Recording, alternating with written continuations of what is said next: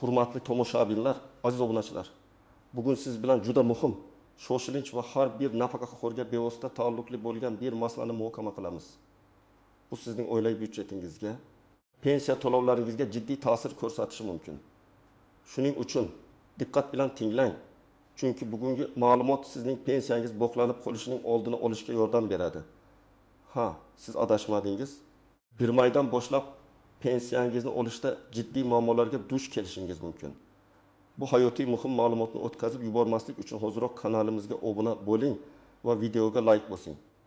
Bu videoni oxirigacha ko'rib chiqing. Chunki har bir detal muhim ahamiyatga ega. Asl muammoning mohiyatiga o'tadigan bo'lsak, avvalgi tartib qanday edi va hozir nimalar o'zgardi? Bilamizki, avvalgi tizimda pensiya olish jarayoni ancha soddalashtirilgan edi. Ko'pchilik uchun pensiya tayinlangandan so'ng u avtomatik ravishda har oy bank kartasiga o'tkazilib kelardi. Ba'zilar pochta orqali yoki bank kassalari orqali naqd pulda olishardi.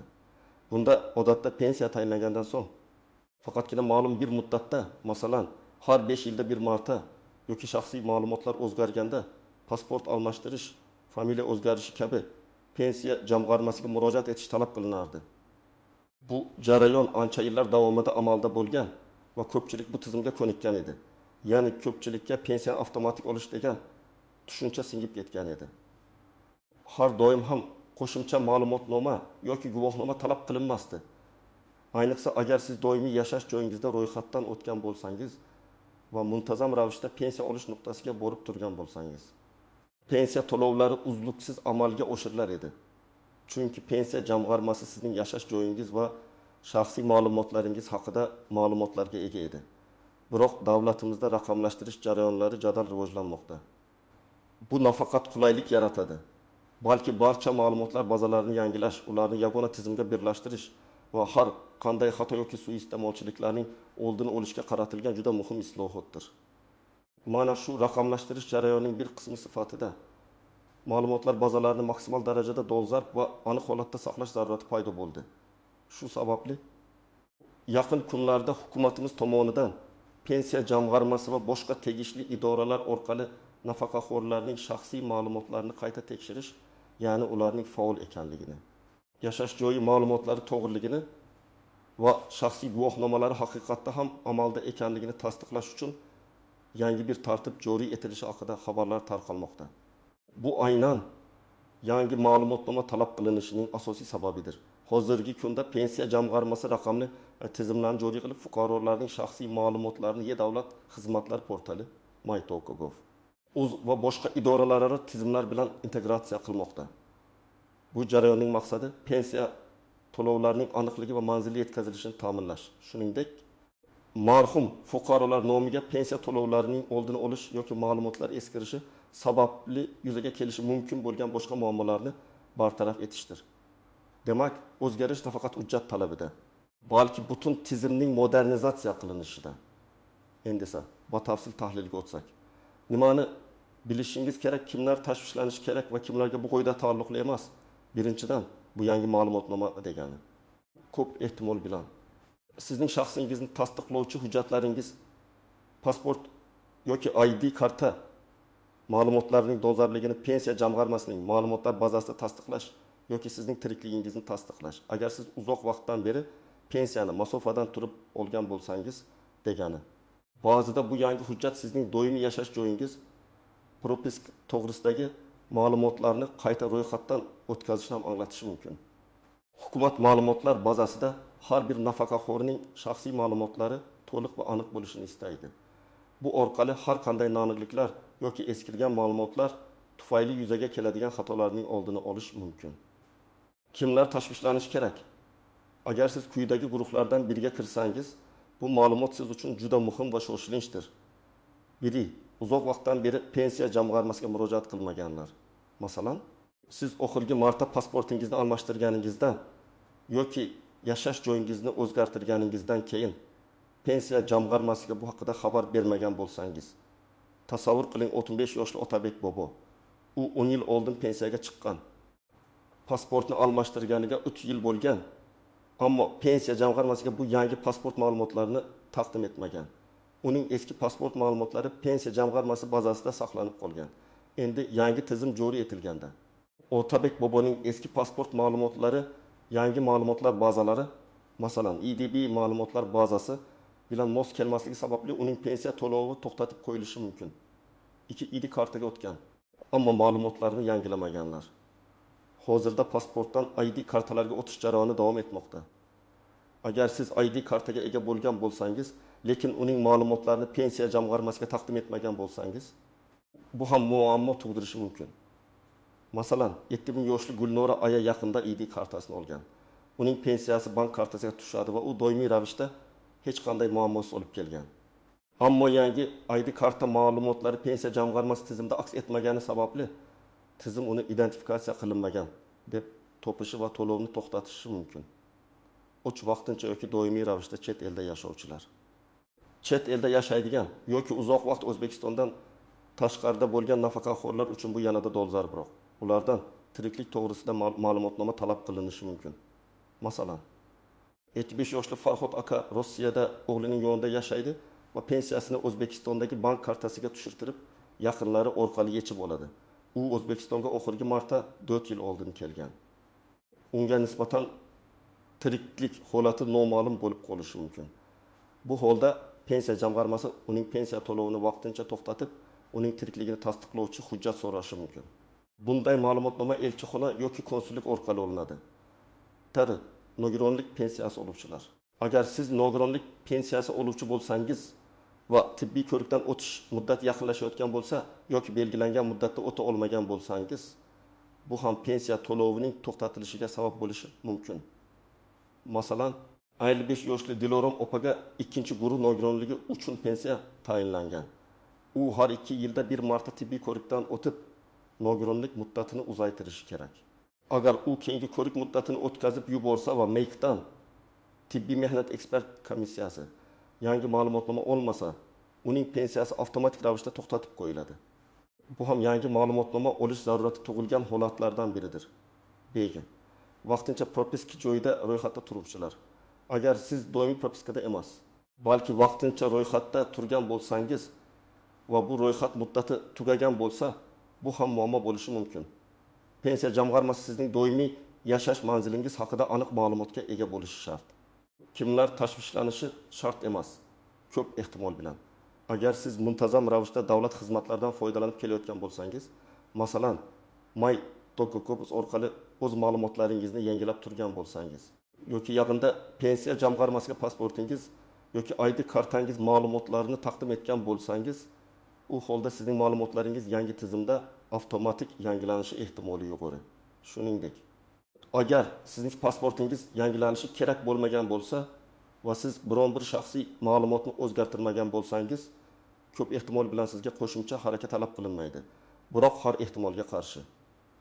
Ayniqsa irmay yaqinlashayotganini hisobga olib, o'zingizning holatingizni tekshirib ko'rish zarar qilmaydi.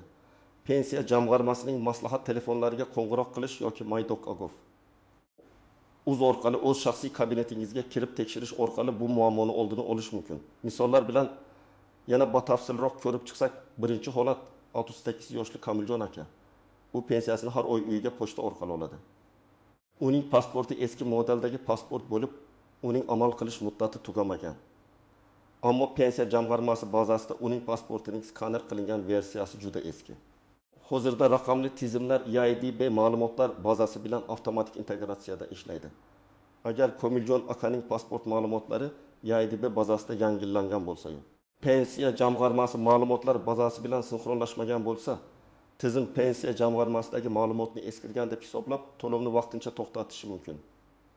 Bu holatda Komiljon akadan yangi pasportning skaner qilingan nusxasini yoki ID kartasining ma'lumotlarini taqdim etish talab qilinishi mumkin. Ikkinchi holat 72 yoshli Mohira aya. U pensiyasini bank kartasiga oladi. Uning oilasi yaqinda Toshkent shahridan Samarqand viloyatiga ko'chib o'tgan va u ham Samarqandda doimiy ro'yxatdan o'tgan. U pensiya jamg'armasiga bu haqda xabar bergan, lekin faqat og'zaki ravishda yoki bankka yangi manzili haqida ma'lumot bergan. Pensiya jamg'armasi filialida uning yangi manzili bazada to'liq aks etmagan bo'lishi mumkin. Bunday holatda yangi ma'lumotnoma uning yangi yashash joyi bo'yicha propiskasini tasdiqlovchi hujjatni taqdim etishni talab qilishi mumkin. Agar bu ma'lumot taqdim etilmasa, tizim uning Samarqandda yashashini noma'lum deb hisoblab, pensiya to'lovini shubha ostiga olishi va vaqtincha bloklashi mumkin. 3-o'lat 90 yoshli Olimjon bobo. Uning pensiyasi har oy o'g'lining bank kartasiga tushadi. Chunki Olimjon bobo qariyalar uyida yashaydi va o'zi pensiyani boshqara olmaydi. Pensiya Olimjon boboning ruxsati bilan uning nomidan o'g'liga tushadi. Bu kabi ishonchli shaxs orqali pensiya oluvchilar uchun tiriklik to'g'risida ma'lumotnoma talabi yanada kuchaytirilishi mumkin. Olimjon boboning tirikligini tasdiqlovchi har yili yoki har 6 oyda bir marta taqdim etilishi kerak bo'lgan ma'lumotnoma bo'lmasligi pensiyaning to'xtatilishiga sabab bo'lishi mumkin. Bu ma'lumotnoma qariyalar uyi ma'muriyati yoki mahalliy hokimiyat organlari tomonidan berilishi mumkin. Ko'rib turganingizdek, holatlar xilma-xil va har birida yangi ma'lumotnoma deganda turli hujjat nazarda tutilishi mumkin. Asosiysi, pensiya jamg'armasi sizning shaxsiy ma'lumotlaringizning yangi va dolzarb ekanligini, shuningdek, sizning pensiya olish huquqingizni tasdiqlashni istaydi. Bu o'zgarishlar faqatgina mamlakatimizdagi ma'lumotlar bazasining aniqligini oshirish va noqonuniy pensiya to'lovlarining oldini olishga qaratilgan. Endi ikkinchi asosiy qismga, ya'ni qoidalardagi istisnolar, tuzoqlar va ko'pchilik e'tibor bermaydigan noaniq jihatlarga o'tamiz.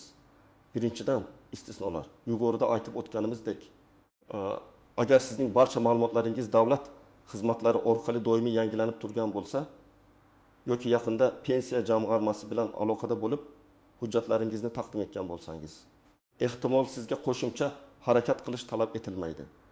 Masalan, agar siz yaqinda pasportingizni ID kartaga almashtirgan bo'lsangiz va bu jarayon MyPost.uz orqali amalga oshirilgan bo'lsa, ko'p ehtimol bilan ma'lumotlar avtomatik ravishda pensiya jamg'armasi bazasiga ham o'tgan bo'lishi mumkin.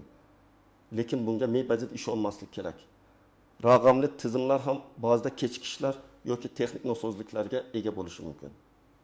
Shuning uchun har doim o'zingizning holatingizni shaxsan tekshirib ko'rgan ma'qul. Shuningdek, ba'zi turdagi pensiyalar uchun, masalan, yoshga doir pensiyalar uchun agar shaxsiy ma'lumotlarda o'zgarish bo'lmasa, ma'lumotnoma talab qilinmasligi mumkin. Biroq bu har doim ham aniq emas. Ikkinchidan, tuzoqlar va e'tibordan chetda qoladigan nuanslar. 1. Elektron pochta va telefon orqali ogohlantirishlar.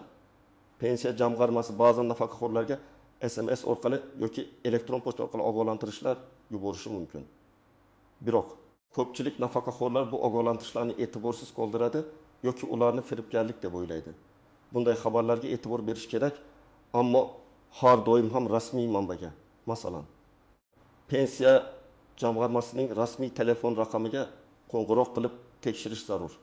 Firibgarlar aynan shu kabi o'zgarishlardan foydalanib, sizning shaxsiy ma'lumotlaringizni qo'lga kiritishga urinishlari mumkin. Hech qachon shaxsiy ma'lumotlaringizni bank karta raqami, PIN kod, parol notanish odamlarga yoki gumonli saytlarga bermang. 2. Bank kartalarining amal qilish muddati. Pensiya bank kartangizga tushsa ham, agar bank kartangizning amal qilish muddati tugagan bo'lsa, siz pensiyani ola olmaysiz. Bu bevosita yangi ma'lumotnomaga bog'liq emasdek tuyulishi mumkin. Ammo bu ham pensiyani bloklash holatiga o'xshash vaziyat. Ko'pchilik nafaqaxo'rlar kartaning muddatini tekshirmaydi va keyin muammoga duch keladi. Bank kartangizning muddatini tekshirib qo'ying va agar muddati tugagan bo'lsa, bankka murojaat qilib, uni yangilashga shoshiling. 3. Vaqtincha ro'yxatdan o'tish propiska. Yuqorida aytib o'tganimdek, agar siz vaqtincha ro'yxatda turgan bo'lsangiz va bu ro'yxat muddati tugagan bo'lsa, pensiya jamg'armasi sizning doimiy yashash joyingiz haqida aniq ma'lumotga ega bo'lmaydi. Bu sizning mavjudligingiz yoki pensiya olish huquqingizni shubha ostiga qo'yishi mumkin. Shuning uchun propiska ma'lumotlaringizni doimiy yangilab turish juda muhim. Farzandlar yoki qarindoshlar orqali pensiya oluvchilar. Agar pensiya egasi pensiyani shaxsan o'zi ola olmasa va buning uchun ishonchli vakil tayinlangan bo'lsa, bu holatda har doim ham ishonchnomaning amal qilish muddati va pensiya oluvchining tirikligi to'g'risida ma'lumotnoma talab qilinishi mumkin. Ba'zi vaziyatlarda hatto ishonchnoma mavjud bo'lsa ham, pensiya jamg'armasi nafaqaxo'rning shaxsan o'zi kelishini talab qilishi mumkin. Bu ayniqsa pensiya oluvchi uzoq vaqt davomida pensiya jamg'armasi binosiga kelmagan bo'lsa yuz beradi. 5. Qo'shimcha hujjatlar talab qilinishi. Ba'zi nafaqaxo'rlardan ularning holatiga qarab qo'shimcha hujjatlar talab qilinishi mumkin. Masalan, agar siz vafot etgan yaqiningizning boquvchisining pensiyasini olayotgan bo'lsangiz va siz yoshga to'lmagan bo'lsangiz, o'qish joyingizdan ma'lumotnoma talab qilinishi mumkin. Yoki bo'lmasa agar siz pensiyaga chiqqandan keyin familiyangizni o'zgartirgan bo'lsangiz, masalan, turmushga chiqqan ayollar, nikoh guvohnomasi va yangi pasport yoki ID karta taqdim etish talab qilinadi. Bunday holatlar pensiya jamg'armasi tizimida o'zgarishlarni ro'yxatdan o'tkazishni talab qiladi. Bu kabi noaniq jihatlar va tuzoqlarga duch kelmaslik uchun eng yaxshi yo'l bu faol bo'lish va o'z ma'lumotlaringizning dolzarbligini doimiy nazorat qilib borishdir. Hech qachon o'zi bo'lib ketadi deb o'ylamang. Chunki bu holda sizning pensiyangiz to'lovi to'xtatilib, noqulay vaziyatga tushib qolishingiz mumkin. Endi esa eng muhim qism, amaliy maslahatlar. Pensiyangiz bloklanib qolmasligi uchun nimalar qilishingiz kerak? Qadam-baqadam ko'rsatmalar beraman. Birgadam shaxsiy ma'lumotlaringizni tekshiring. Birinchi navbatda sizning pasportingiz yoki ID kartangizning amal qilish muddati tugamaganligiga ishonch hosil qiling. Agar muddat tugagan bo'lsa, darhol uni almashtirishga shoshiling. Shuningdek, sizning familiyangiz, ismingiz yoki otangiz o'zgargan bo'lsa, yoki siz oilaviy holatingizni o'zgartirgan bo'lsangiz, bularning barchasi pensiya jamg'armasi ma'lumotlar bazasida aks etganligiga ishonch hosil qiling. Agar siz ID kartaga o'tgan bo'lsangiz, uning ma'lumotlari pensiya jamg'armasida ro'yxatdan o'tganligini tekshirish lozim. 2 qadam. O'z pensiya jamg'armasi filiali bilan bog'laning. Eng ishonchli yo'l bu sizga pensiya to'laydigan tuman, shahar pensiya jamg'armasi filialiga murojaat qilish. Siz u yerga borishingiz yoki telefon orqali bog'lanishingiz mumkin. Pensiya jamg'armasining hududiy bo'limlarining aloqa raqamlarini rasmiy veb saytidan yoki mytik.gov uz orqali topishingiz mumkin. Bog'langaningizda o'zingizning shaxsiy ma'lumotlaringizni FISH, pasport seriyasi va raqami IN aytib, sizdan 1 maydan boshlab yangi ma'lumotnoma talab qilinmasligini aniqlang. Agar talab qilinsa, aynan qaysi turdagi ma'lumotnoma va uni qanday olish kerakligi haqida aniq ma'lumot oling. 3 qadam. mytaqagudov uz orqali tekshirish. Agar siz elektron xizmatlardan foydalanishni bilsangiz yoki yordam beradigan yaqinlaringiz bo'lsa, mytaqagudov portaliga kiring. O'z shaxsiy kabinetingizda sizga pensiya to'lovlari bilan bog'liq har qanday ogohlantirishlar yoki so'rovlar bor yo'qligini tekshiring. Ba'zida pensiya jamg'armasi ma'lumotlarini elektron tarzda ham so'rashi mumkin. Portalda o'zingizning pensiya holatingiz haqida ma'lumot olish bo'limiga kirib, sizning ma'lumotlaringiz dolzarb ekanligiga ishonch hosil qilishingiz mumkin. 4 qadam. Agar yangi ma'lumotnoma talab qilinsa, uni oling. Pensiya jamg'armasi sizdan qaysi ma'lumotnomani talab qilishiga qarab, uni olish uchun tegishli idoraga murojaat qiling. Shaxsiy ma'lumotlarni yangilash uchun pasport ID karta. Agar siz pasportingizni ID kartaga almashtirgan bo'lsangiz, ammo pensiya jamg'armasiga yangilamagan bo'lsangiz, ID kartangizning nusxasini yoki asl nusxasini olib, pensiya jamg'armasining hududiy filialiga boring. U yerda ariza yozib, ma'lumotlaringizni yangilashni so'rang. Bu jarayon EIDB ma'lumotlar bazasi bilan avtomatik integratsiya orqali amalga oshirilishi kerak, lekin qo'shimcha tasdiqlash uchun shaxsan murojaat qilish afzalroq. B. Tiriklik to'g'risida ma'lumotnoma. Agar siz chet elda yashasangiz yoki uzoq vaqt O'zbekistonda bo'lmagan bo'lsangiz va sizdan bu ma'lumotnoma talab qilinsa, u holda O'zbekistonning chet eldagi diplomatik vakolatxonalariga, elchixona yoki konsullik murojaat qilib, tirikligi to'g'risida ma'lumotnomani oling. Keyin bu ma'lumotnomani pensiya jamg'armasiga taqdim etishingiz kerak. O'zbekiston ichida bo'lganlar uchun bu ma'lumotnoma mahalliy hokimlik yoki mahalla fuqarolar yig'inlari tomonidan berilishi mumkin, agar talab qilinsa. C. Nogironlikni tasdiqlovchi hujjat. Nogironlik pensiyasi oluvchilar o'zlarining nogironlik muddatini vaqti bilan MEIK, tibbiy mehnat ekspert komissiyasi orqali tasdiqlab turishlari shart. Agar sizning muddat tugagan bo'lsa, zudlik bilan MEIKdan o'tib yangi ma'lumotnomani oling va pensiya jamg'armasiga taqdim eting. Propiska, yashash joyi ma'lumotlari. Agar sizning doimiy yashash joyingiz o'zgargan bo'lsa va bu haqda pensiya jamg'armasiga xabar bermagan bo'lsangiz, yangi propiska haqidagi ma'lumotlarni tasdiqlovchi hujjat bilan pensiya jamg'armasiga murojaat qiling. 5 qadam ariza yozish. Aksariyat hollarda sizdan tegishli ma'lumotnomani taqdim etish bilan birga pensiya jamg'armasiga standart shakldagi ariza yozish talab qilinadi. Arizada siz o'z ma'lumotlaringizni yangilashni yoki pensiya to'lovini davom ettirishni so'raysiz. Pensiya jamg'armasi xodimlari sizga to'g'ri ariza shaklini berishadi va uni to'ldirishda yordam berishadi. 6 qadam. Barcha hujjatlarning nusxalarini saqlab qo'ying. Har doim pensiya jamg'armasiga taqdim etgan barcha hujjatlarning ma'lumotnomalar, arizalar, pasport nusxalarini o'zingizda saqlab qo'ying. Bu kelajakda yuzaga kelishi mumkin bo'lgan har qanday tushunmovchiliklar yoki muammolarni hal qilishda sizga isbot bo'lib xizmat qiladi. Shuni unutmangki, har qanday hujjatni topshirganingizda uning ro'yxatdan o'tganligi haqida tasdiq, masalan, arizangizga shtamp bosilishi yoki qabul qilinganligi haqidagi ma'lumotnoma olishga harakat qiling. Bu sizning harakat qilganingizni tasdiqlovchi yuridik asos bo'ladi. Aziz nafaqaxo'rlar, hurmatli tomoshabinlar, bu ma'lumot sizning pensiyangizni bemalol va uzluksiz olishingiz uchun juda muhimdir. Vaqt o'tishi bilan pensiya jamg'armasining xizmat ko'rsatish tizimida o'zgarishlar bo'lishi mumkin. Ammo sizning ma'lumotlaringiz dolzarbligi har doim muhim bo'lib qolaveradi. Pensiya to'lov to'xtatilib qolsa, uni qayta tiklash jarayoni ma'lum vaqt va kuch talab qilishi mumkin. Shuning uchun irmaydan oldin harakat qiling va o'zingizning holatingizni tekshirib chiqing. Xulosa qilib aytganda, pensiya to'lovlarining bloklanib qolishining oldini olish uchun shaxsiy ma'lumotlaringizning dolzarbligini pensiya jamg'armasi bazasida tasdiqlash zarur. Bu nafaqaxo'rlarga o'z pensiyalarini o'z vaqtida va muammosiz olish imkonini beradi.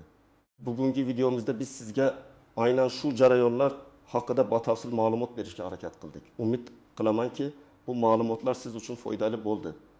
Sizningcha bu yangi qoidalar qanchalik o'rinli? Sizning pensiya olish tajribangiz qanday? Izohlarda o'z fikrlaringizni yozib qoldiring. Video siz uchun foydali bo'lgan bo'lsa, unga like bosing va kanalimizga obuna bo'ling. Chunki biz siz uchun doimiy ravishda dolzarb va hayotiy muhim ma'lumotlarni taqdim etib boramiz. Keyingi videolarimizda ko'rishguncha xayr.